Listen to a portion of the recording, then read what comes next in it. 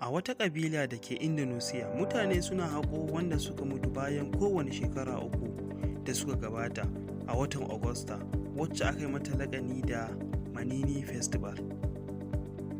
Suna yin kalan wannan al'adar ne saboda kar su manta da 'yan uwansu da suka mutu. A duk ranar yin shagalin wannan al'ada suna yin tafiya tare da mamatan, sannan suna zuwa gun shakatawa tare. Bayan hakan suna yi musu kwalliya da kuma ɗaukan hotuna tare da su. Amma kafin fara sauraro, muna so idan wannan shine zuwanka na farko ka danna mana subscribe da alamar ƙararrawa. Bayan an yi subscribe sai a danna mana like kamar domin samun sabbin bidiyoyinmu da zarar mun ɗaura.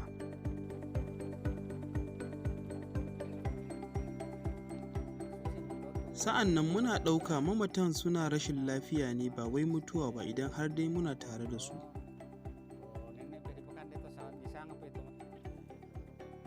Wannan dalilin ne ya sa muke ba su abinci a duk ranar shagalin bikin murna. Sa'an nan muna canza musu kaya sababbi a duk lokacin al'ada.